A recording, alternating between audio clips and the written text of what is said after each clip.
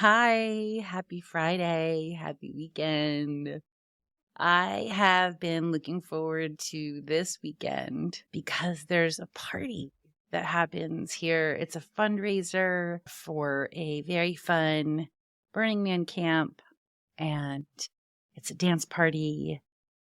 It's a white party, and it's tomorrow night. So I'm doing this in advance in preparation for the fact that I may not be in the right mindset on Sunday or even Monday, possibly even Tuesday, but hopefully not.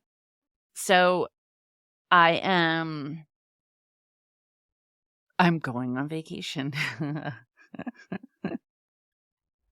I'm planning a vacation. That's what I've been doing this week. And I was like kind of stressing out about it because it wasn't coming together initially. And then I had a breakthrough. So going on vacation is an art form. There are so many different ways that people want to vacation. Like what is restorative to them?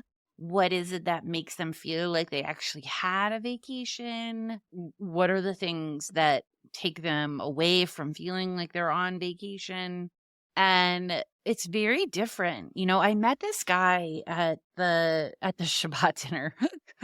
Can get a lot of those, I think. I met this guy at the Shabbat dinner, and it was really interesting because he was saying, I hear you guys talking about travel, and I just don't feel that way about it. And I'm like, what do you mean? And he goes, yeah, he's like, I like travel, but it just, it's not restorative to me in the way that it is, that I see that it is for a lot of you. And it's kind of hard for me because he's like, Instagram tells me that I should love travel.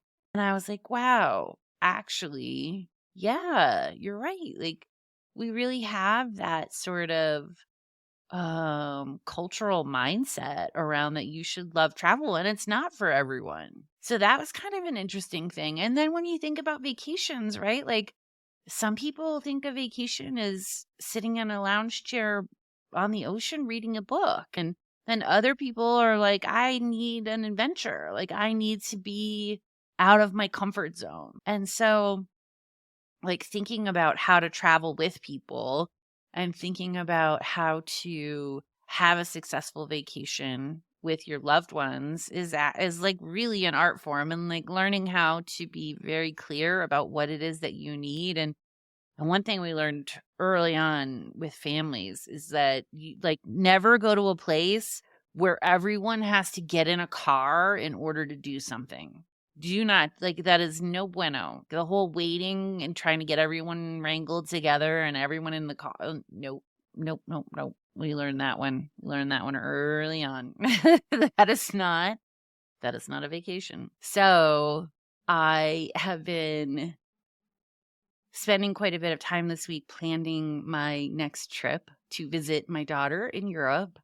And that thinking about this trip and my current employment status, I know tends like already people tend to sort of question how I do as much travel as I do. This trip, I mean, it was planned before my life situation changed, but I thought maybe it would be good to share some of the way that I travel because I don't know, I'm realizing that the what I do and how I plan my travel is probably very different from what I guess what people I think would normally do. I don't know. You can let me know. I choose to travel based on whether the universe serves me a price that is so low that I'm like, oh, now I have to do that. Of course I have to do that. How am I not going to do that? Look how cheap that is. And I know that that's not normal. I understand it. But that is how I get away with as much travel as I get away with. That's what um feeds my soul a lot. A lot of it is what feeds my soul. I do not have a purse collection. I don't have a shoe collection. I'm like working on some cute clothes, but mostly I get them from clothing swaps like this. I got at a clothing swap and thrift stores. So my discretionary income goes like to travel. That's just put that out there. I just went to Mexico. I took my son to Mexico for spring break. And the reason that we went there is because I went onto Google Flights and I looked at flights during that week from Denver to the world, basically. And I found the place that I wanted to the most with the least expensive airline tickets was Cabo. And I got 2 round trip tickets for $400. And I took that as a sign that that I was supposed to go to Cabo, because that is a deal that is like too good to be true. And like, keep in mind that for me, part of the reason why I love traveling so much is because the majority of my stories of magic and synchronicity and meeting people and learning things and being taken down these like rabbit holes that lead me to these amazing places, that all happens when I'm traveling for the most part. I talk to people, they tell me where to go, I heed their advice, I do the side quests, and I end up finding really fun things. And I will actually, I have an example of this that happened with my daughter and I when I went to go visit her over in Europe. So I'm going to visit her and we're going to meet in Amsterdam and then we're going to go to Italy. The reason that I'm going to Amsterdam is because, once again, I looked up cheap flights and I ended up finding a round trip ticket to Amsterdam from Denver for $500. So I was like, well, obviously that is, that's where I'm supposed to go. And obviously that's the length of time that I'm supposed to go. And then it just so happened to be during the tulips. So we're going to go do that. And then I was like, well, I've always wanted to go to Italy and I've never been there. My whole deciding where we go and what we do is literally based on what magical price shows up for me. So for this Italian trip, I just weirdly decide to look at rental car prices because I don't know, I guess because the trains were being such a hassle. I got a rental car for a week for 83 euros. Like, I guess I should Google whether there's some kind of like hidden fees or whatever that they do, a lot of times with car rental places. But I mean, how do you not rent a car for a week for 83 euros? So then that sets me off on a totally new path, because now instead of focusing on the train routes and where we can get by train, I'm looking at what's the most beautiful nature that's happening in Italy at this time. And oh my God, I found like the most incredible things. Like, there's this whole tunnel that's made of wisteria, a wisteria tunnel. Wisteria is a flower, if you don't know what that is, and it smells beautiful and it's purple and they dangle down and it's ridiculous. Like, so we're going on a flower tour of Italy, basically, is what we're doing. And I'm like so excited about it. And I just would never have ended up going off on that tangent if it hadn't been for the fact that the car rental showed up so ridiculously cheap. I was like, well, obviously that's what we're doing. So basically I'm like looking for like the path of least expense when I travel. And that sort of dictates what it is that I do.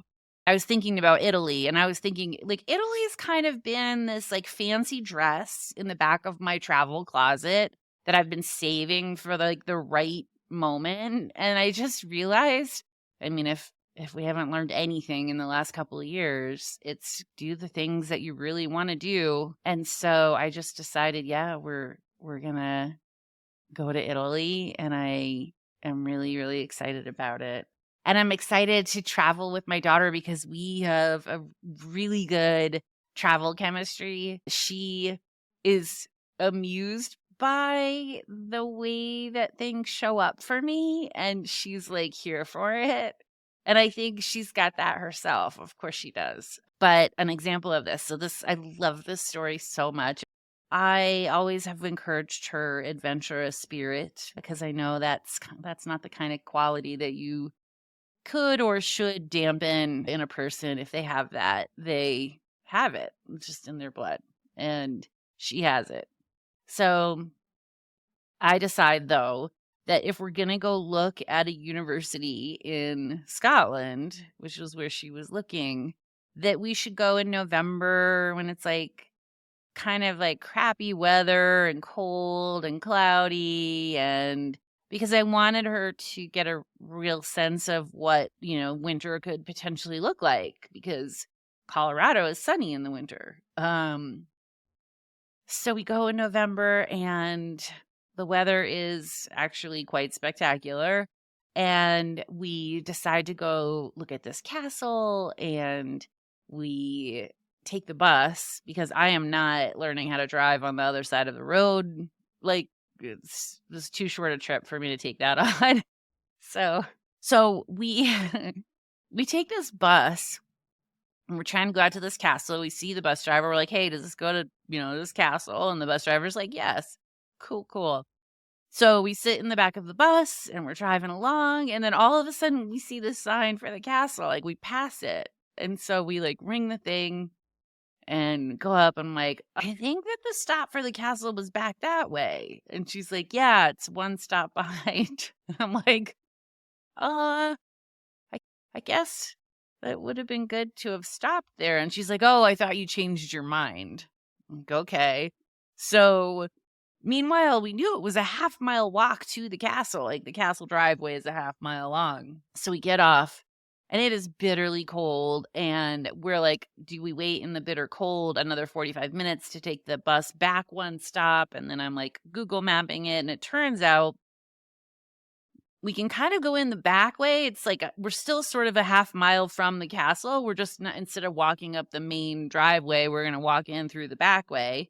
That was fully magical because we got to sort of hike the trails that were in the rear gardens of the castle. And then we get to the castle and it's locked up. Like, and we had checked on the website, like, this is like, still pretty close to COVID time, so you never know what's open and what's not open.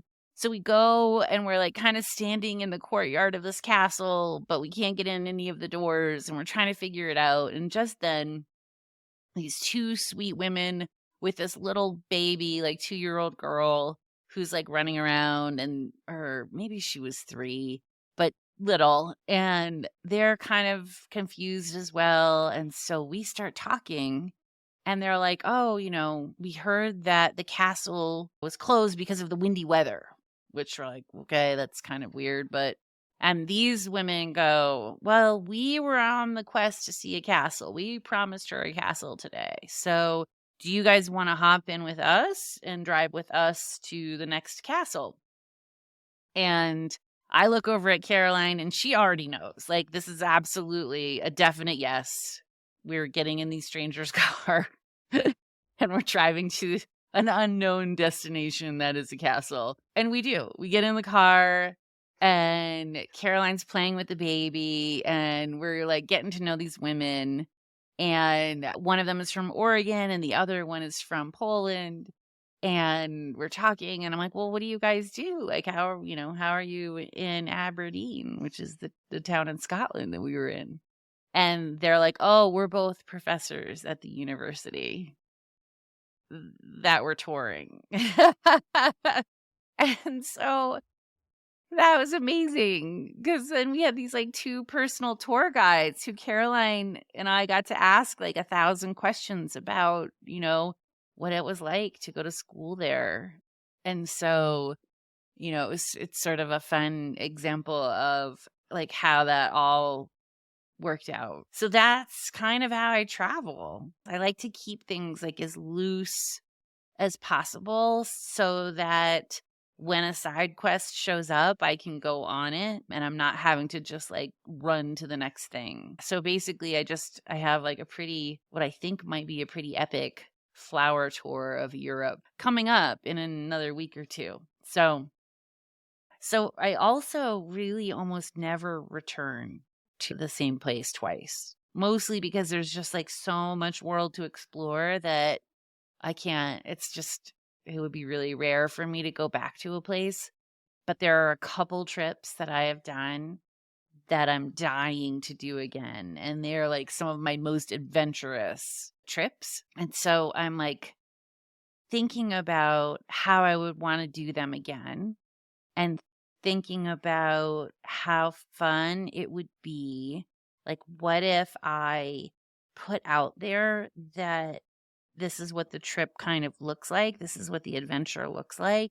And what if I collect a group of people who are like, yes, that sounds amazing. Like, I want to do that specific trip, that specific adventure.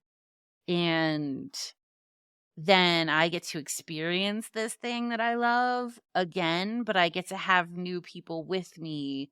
And so you get that sort of joy of sharing this thing that you love with other people who have already shown you that this is like their jam. I definitely have to feel like I've tried to understand how a local lives. I always go to the grocery store. Honestly, I'm always picturing whether I could live there. Everywhere I go, I'm like, could I live here? Well, let's go to the grocery store and see what that's like. Yeah.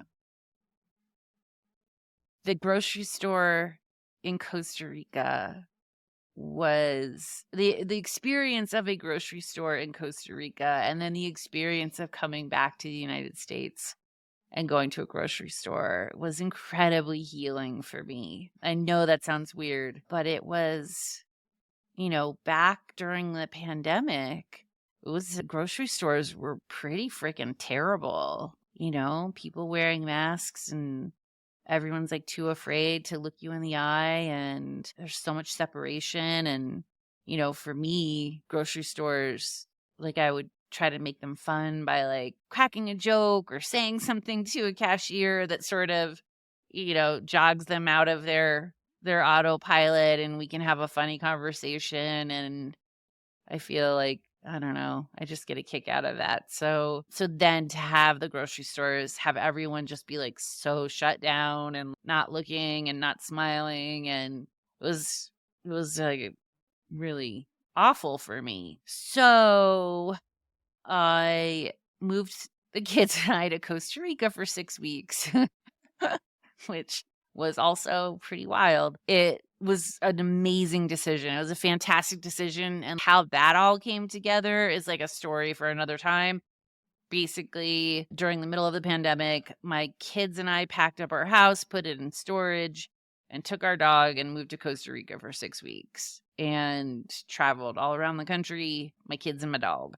And it was incredible. But so going to Costa Rica and living there for 6 weeks and experiencing all of the different grocery stores that we experienced, and the times that there would be like some of this but none of that. It was like a Chopped episode, right? Like that cooking show where you'd go in and you'd be like, okay, what looks good?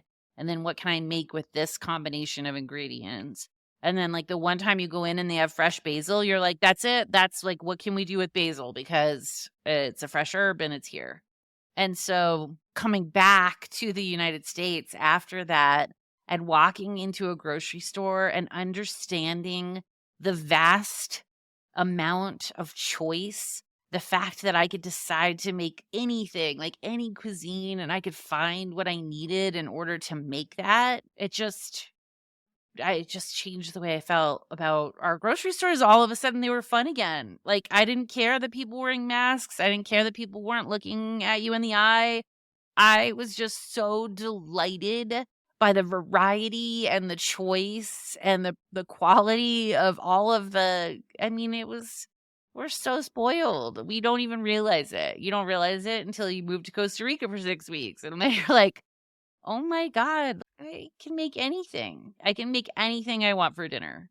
And that's really fun. When we flew down there, I had 4 nights planned for the entire 6 weeks. I had only booked us for 4 nights somewhere. The rest of it was completely up for grabs, which is kind of insane and hilarious. I will say this. I'm feeling a bit untethered. And some days that feels really good. And other days I feel like a little bit like a little boat in a big ocean. And it's been a practice in patience.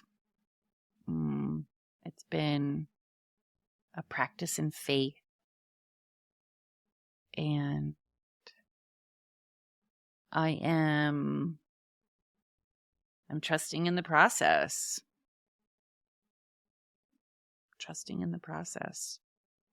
So, of course, I need to say thank you for reaching out and letting me know that you're rooting for me. I feel that and I appreciate it. I hope that you are having a fun, restorative weekend. I hope the weather is beautiful. I hope it feels like spring is in the air. I'm excited about the weekend. I'm excited about this trip coming up. And I am remaining optimistic about what might lie ahead. Yeah. Happy Friday.